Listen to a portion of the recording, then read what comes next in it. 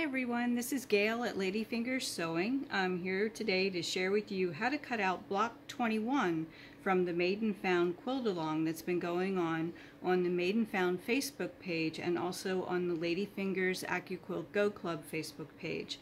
All of the blocks, and there are 36 in all, plus 6 bonus blocks, are posted once a week. They started back in February, so you can see we're well over halfway through the series, but all of the blocks are available at the two Facebook pages, Made and Found Facebook page and Ladyfingers Accuquilt Go Club Facebook page.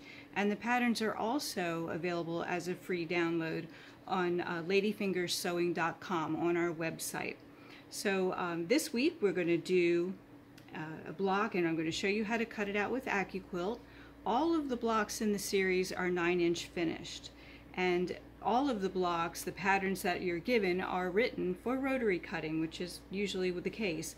But since so many of us like to use Accuquilt, I felt it important for me to share with you how to cut these out using the Accuquilt system, and it helps you learn how to know what die to use when you're given a rotary cutter pattern such as this. So as a 9-inch block, that helps us determine what dies we need right away because we know the finished size of the block.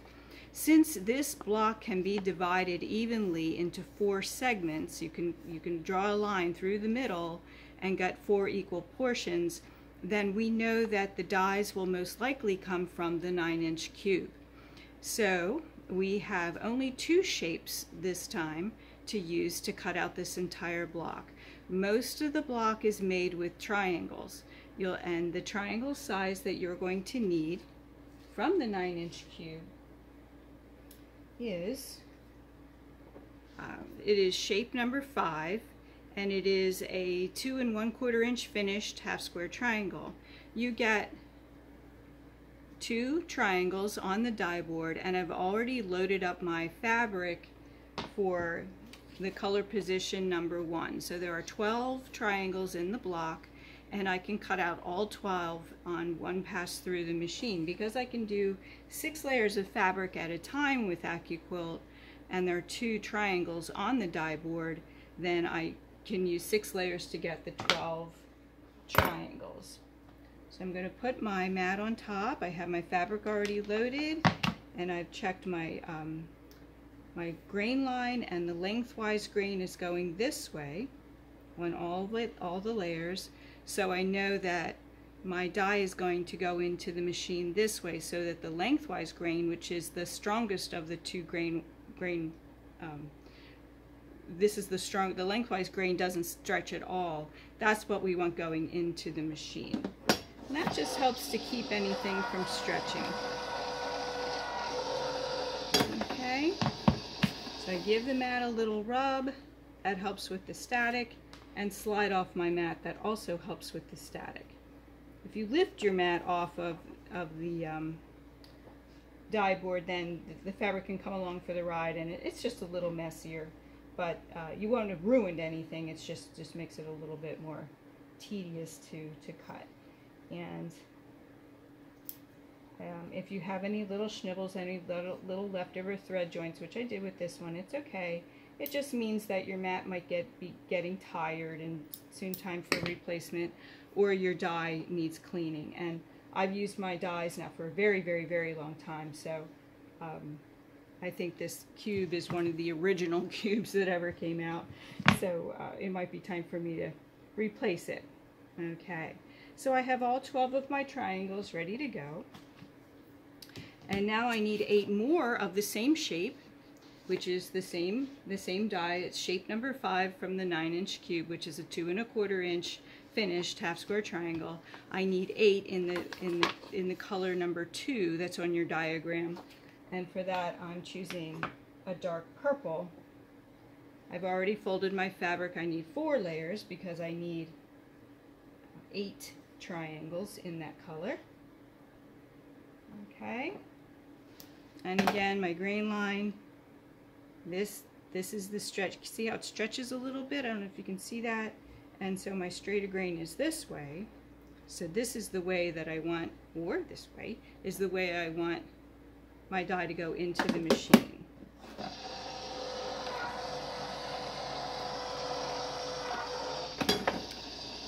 so 2 passes through the cutter and we have all of the triangles we need for this block already. Isn't that great? Now, here's the thing. Once in a while, along this series, I think I told you in the very beginning, but if those of you who are just joining us more recently might not know this, but once in a while we have a shape that is not in the regular cubes. It is in the cube companions, and this time we're using a chisel die for this block, and that is in the 9-inch companion cube corners. It is shape number, let me see, it is shape number 9, which cuts as a chisel block 2 1/4 by 4 1/2 inch finished. So it's basically a 2 1/4 by 4 1/2 inch rectangle with the corner cut off. Now, here's the thing. This shape is directional. And all along I've been telling you, for the most part, it doesn't really matter whether your fabric is put on the die right side up or upside down. But in this instance with the chisel die, because if you mirror image it, the shape will be oriented differently. We need the shapes to all be going in this direction in order to complete the block to look like what you see here. However, if you look at the die is the opposite way of the pattern. Okay, so if you can see that number 3 shape, you can see it's a mirror image of this, which tells us then that the fabric is to be loaded onto the die board right side down, so that you get the mirror image that you need in order to complete this block the way you see it in the picture. Okay, so I'm just going to line up my fabric. I want to make sure we have enough for everybody, and you can see that all 4 layers, we need 4 of these, all 4 layers of my fabric are face down. Okay, so just make a note of that because that's important. I've been known to make mistakes, and that can happen. If it does to you, oh well. You can either reorient your block to spin the other way, or recut your fabric for this one. But just remember, maybe make a note on your page that the right side goes down. Okay, slide up the mat, and there we go. We have our 4 chisels. Okay, easy peasy. Now, for those of you who do not have the chisel die from the 9-inch cube companion corners, you can cheat. What you can do is use the 2 1/4 inch finished square and then the 2 1/4 inch finished half square triangle, and sew a triangle to the square, and you'll have this shape. However, you'll have a seam right here. So you can cheat, you can do it that way. It's extra sewing for sure and extra cutting, but you can achieve this block without using a chisel die if you don't have it or can't have it at this point in time. Okay, so let's lay out the block. I'm just going to move everything around here so I have room to show you. So we have our chisel, and each chisel gets a white triangle. And this one goes this way. Gets a white triangle. And this one goes this way. Gets a white triangle. And this one goes this way. And gets a white triangle. And then we have white half square triangles on the corners, and that is white and purple for me. And here.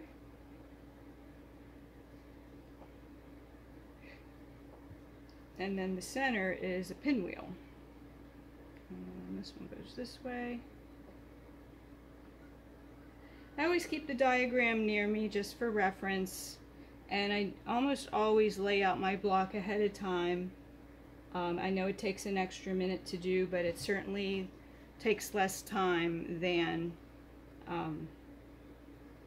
I lost my other two triangles. They're around here somewhere. Oh well. You're going to get the idea whether I have them out or not. I always lay them out just to be sure. Okay. There's that, and there's that part of the pinwheel. I must have doubled down on a couple of these triangles, but anyway, you'll get the idea. It's going to make a pinwheel in the center, just like your diagram. Okay? So this wasn't too tough. I hope you enjoyed making this block. Be sure to follow us on the Ladyfingers Accuquilt Go Club Facebook page. You want to join that. There's a couple little questions you have to answer, and you'll be in the club. It's a great place to talk with other stitchers who are doing the same thing you are, post your pictures, and also on the main Made and Found Facebook page, where the whole gang, there's different designers that are involved in doing this quilt along. They're all Andover Fabrics designers, including myself. Sarah Maxwell is the originator of the Made and Found Challenge, and we thank her very much for writing such good directions. And when it comes to the sewing will be very similar in this block to what we do with Accuquilt, except of this cutting and sewing part here. You're just going to simply sew your triangle to your chisel. But everything else you would sew just like you normally would. And Sarah very lovingly gave us all the pressing directions, which you don't often get these days, but she gives us pressing directions as well if you do like to press your seam allowances to the side. Also, these videos live on the Ladyfingers YouTube channel, so you can go to YouTube and type in Ladyfingers Sewing and subscribe to our channel there. Well, you will see all of the weekly videos. They live there, so if you need to revisit, you can certainly do that. And be sure to follow and like us, and please do like and comment. That helps us grow as a company as well. It really helps with your support. So thank you for watching, and we'll see you next time.